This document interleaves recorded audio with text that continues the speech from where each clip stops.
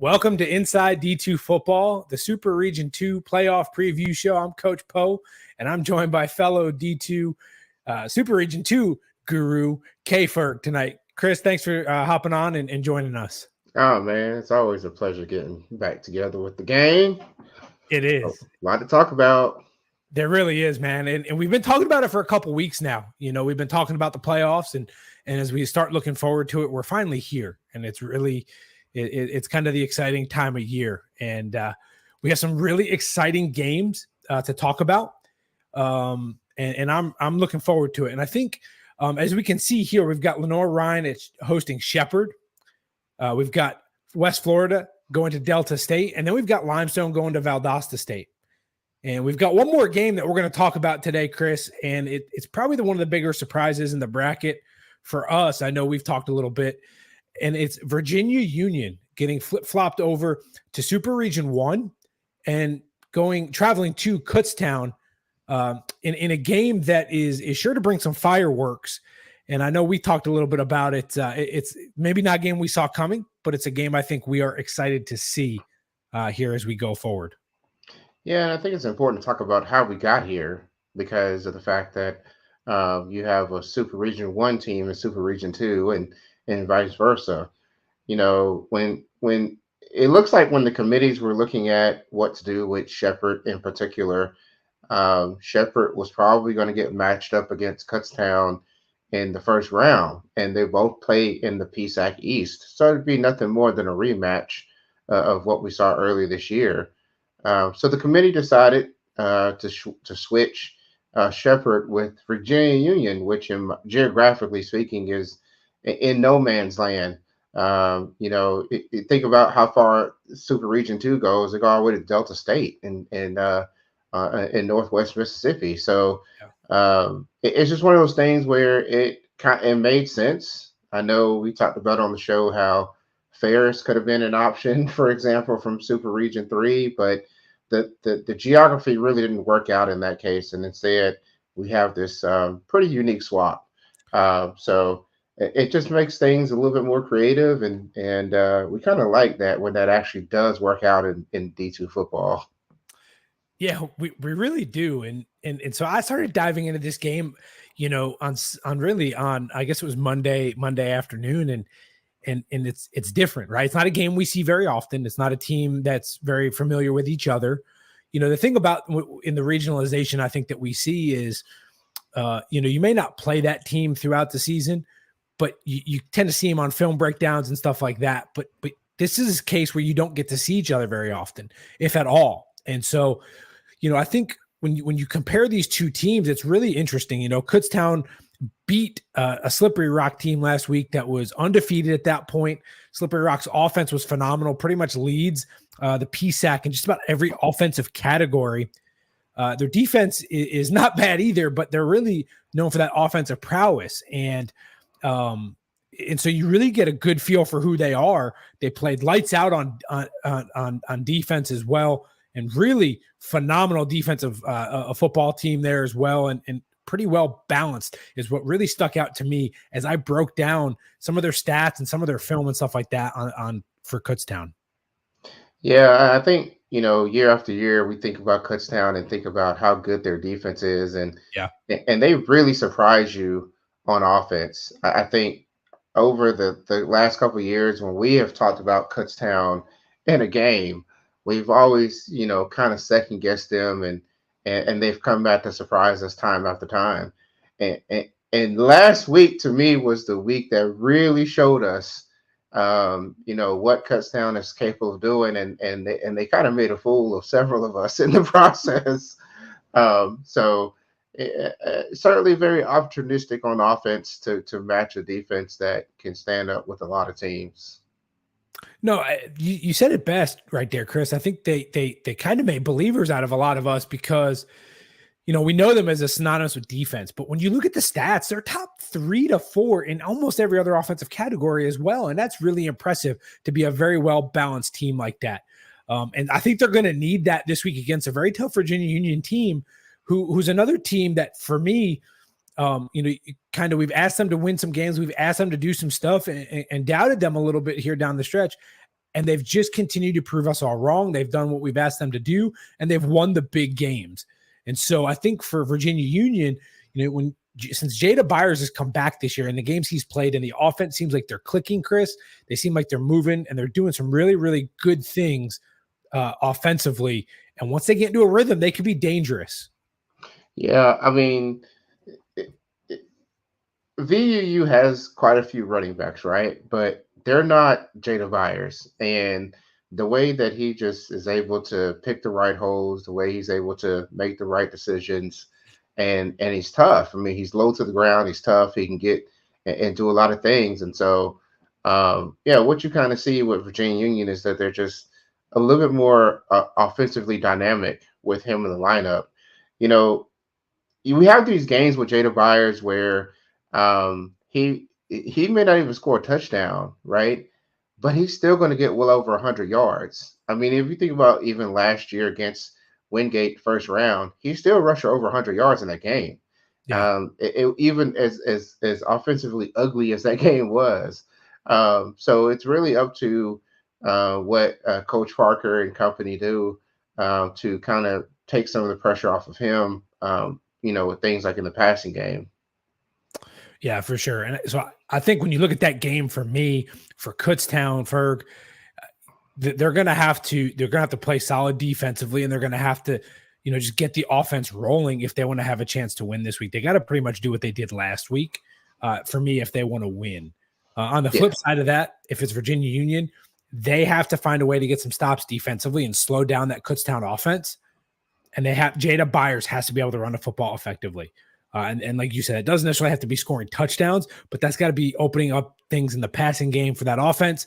And they've got to be able to continue to play complementary football offensively. And again, they got to slow them down. The defense has to find a way to slow down Kutztown if they want to have a chance to win. Yeah, one thing I'll mention here is that both of these teams' defense allow less than 15 points a game. Yeah. Virginia Union's 11 points, Kutztown's at 14. So, this could be kind of a knockout, drag-out fight if the defenses are having their way. Yeah, it really can, and we could very well see just a defensive battle here for 4 quarters. And so, again, it's intriguing, I think, for all of us because it's not something we get to see very often, and they probably don't see each other a lot on film like we talked about. So it's a little bit of an interesting matchup. Yeah, absolutely. And now we talk about who came out of Super Region 1, and that would be Shephard. And they come over and they get seeded against the 4 seed Lenor Rhine Bears. They travel on the road, play between the bricks in Hickory on Saturday. Again, this is a matchup that you probably don't see very often. You don't see each other on film. You don't get to, you don't play typically very many common opponents. And so it's a Lenor Rhine team that pretty much had everything go their way on Saturday against a gritty Tusculum team. And the game ended up not really being close. And it felt like Sean White under center for the Bears. Things started to go their way. Their offense was clicking. Defense played really well. And just an all-around Lenor Rhine win, and we've seen that the last couple weeks here. Sean White has played well in big games here down the stretch. Jalen Ferguson as well had some big snaps throughout the season. So it's the Lenor Rhine offense is clicking right now going into this game, and defensively, and let's not forget about Dwayne McGee either, right? He rushed for over 1,000 yards. You get Keelan Parsons back on the outside. Offensively, they're kind of coming into their own right now. They're averaging 40 points a game, just about there. So good numbers offensively, and defensively, they're tough. They're gritty. They're physical. You got John Ross May, who's all over the place. You got that defensive front that's in your face at the snap. So a really, really good team. And then you flip it over and you look at Shephard. And Chris, when I pulled them up and I dove into the tape, they were surprising to me, right? We lose Tyson Bagent. We don't really know what to expect from them. And we see a team that when you looked at the stats, middle of the pack in the PSAC. both offensively and defensively, but they just found ways to win in important games throughout the season. They've put themselves in a great situation to make the playoffs when I think probably a lot of us didn't know if they were going to make it again this year. Here they are in the playoffs, and definitely not an easy out if you're Lenor Ryan. Well, the one thing about Shepherd is when you're kind of in the middle like that, you do leave yourself a bit susceptible to surprises, and that's what happened when they played Bloomsburg a couple weeks back. Very low scoring game, and they got caught. And I think the one thing that really stands out in a situation like that is Lenore Ryan is just a machine right now. So I mean, when you can put up in a championship game, I mean, you just run away with it. Yeah. That says a lot.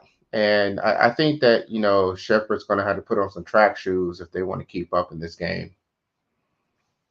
Couldn't agree more. Could not agree more. If Lenore Ryan comes out, I think for them to win this football game, for Lenore Ryan to have success on Saturday, they've got to come out. They've got to play that complementary football, which we saw on Saturday on the offensive side of the football, where Dwayne McGee is able to run the football. And don't forget, they've got two or three other guys that can run the football as well. They got a pretty stout running back room, and you tie it up to Keelan Parsons and that receiving core on the outside. That just makes it easy if you're a quarterback right there. And you talk about distributing the football, and then defensively, they're gritty. They're in your face. That defensive front, man, they bring pressure. They take pride in the pressure. It's one thing I think stands out to me the most about Lenore Ryan. And for them, they've got to play. If they continue to play complementary football, both sides of the ball, they're going to be in pretty good shape. I think that's their path to success on Saturday. And I think for Shepherd, Kris, you're talking. They've got to figure out a way to slow them down, and they've got to create some turnovers defensively and get the Bears out of rhythm. And then they have to find a way to score, alleviate that pressure, screen passes, short, draw, stuff like that to take that pass rush off, to give themselves a little time to throw the football. It's going to be hard to run on that Bears interior front. Yeah, I mean, the one thing that does stand out with Shepherd is passing the ball is no easy feat. They have 16 interceptions on the year. And so, that's something that could put some pressure on Lenore Ryan trying to go through the air. And so it'd be interesting to see if they can make a difference in this game. Yeah, for sure. It's going to be. This is a game again similar to Virginia Union Kutztown. We don't get to see this game very often, so this is an intriguing game. So I'm excited to see the Bears and Shepherd kick it off here on Saturday. Moving down the bracket there, Kris, Delta State, West Florida, man, we just talked about this one a couple weeks ago, and here we are. We talk about some of the rematches, but there's really no love lost between these two programs. I think they respect each other for who they are, but both these teams want to win, and they understand what's at stake here on Saturday. Oh yeah, I mean, they saw each other in the playoffs last year. Yep. They saw each other again in the regular season this year. That was Delta was rolling, right? Yep. And then all of a sudden they ran into West Florida, who took the game away from them on the road. And now they've got to go do it again on the road. Wait a minute. Now that I think about it, weren't they on the road last year at Delta? I mean, good 3 straight on the road games. And it's something like 5 of 6 West Florida has beat Delta. I have to look that number up, but I want to say it's like 5 of 6 the Argos have been victorious. Yeah. I mean, there's definitely no love lost in this game. And when you think about West Florida, you got to think about Pee Wee Jarrett and John Giles. That combination that's very, very potent on offense. I mean, it seems a lot of it seems to start there, but that's not all of West Florida. Whew. And if you think about Delta, right, you got Patrick Shegog, you've got really stout defense as well. So I think it just shows that 24-21 game earlier this year just shows how even these two teams truly are. It also shows that, any given day in the Gulf South that the top half of the conference can beat up on each other too. So, because, at one point we were thinking that West Florida was going to have a home game, and then that kind of went to the wayside with a late season loss. Yeah, you're 100% right. And I think I think on top of that, when I break these teams down and I look at it, like you look at Delta State, they know that. They understand the record. They understand the trends. They understand that their blemish this season came against West Florida. They understand all of that. And they understand the importance of this game. They believe they're a top team in the country, and they understand that to be there, to get where they want to get to, it has to go.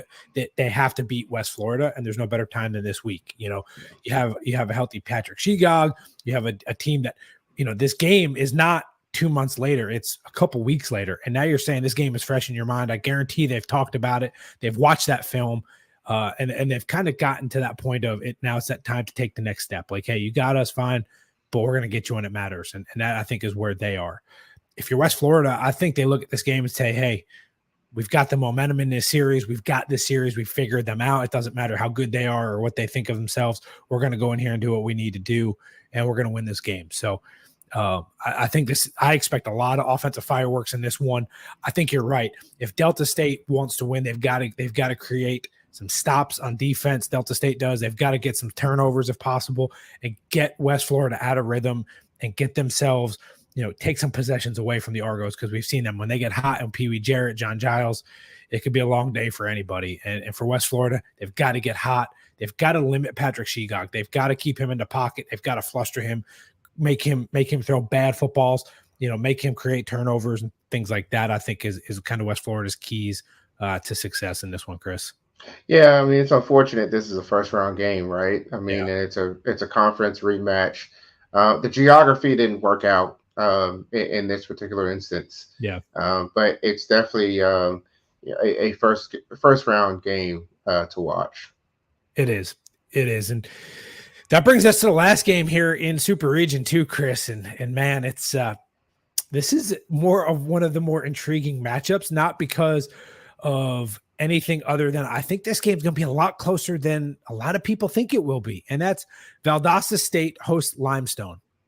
And we talk about Valdosta, man. We talked about them all year, Chris, and it was, they got to win the big game for us to start, getting back on that bandwagon. And they've done that. They've won the games that we've asked them to win.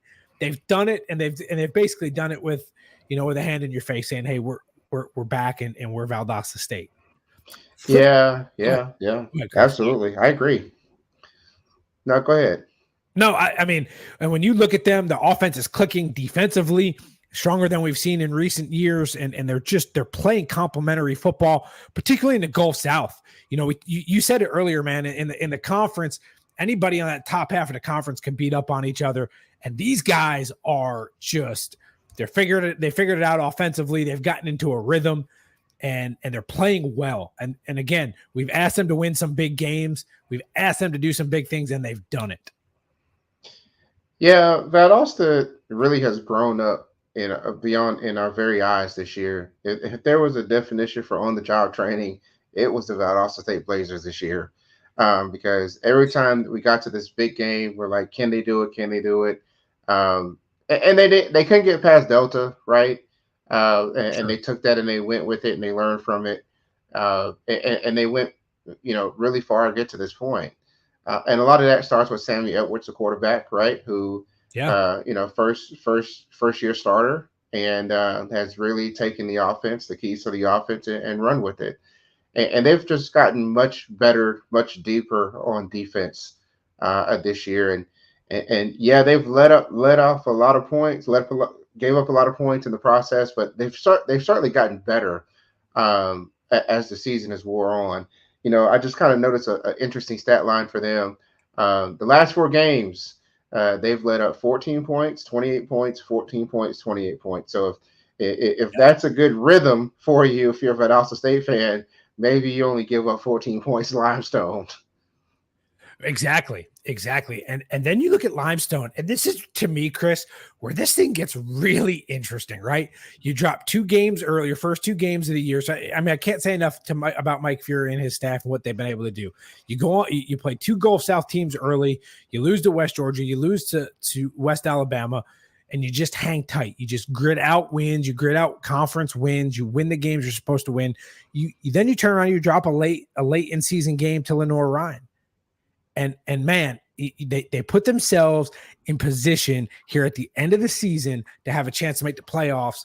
depending on what happened in the CIAA championship game, and they were able to find themselves in. You talk about a heck of a coaching job, man. Start out 0-2, you drop a big in-conference game, and next thing you know, you're in the playoffs.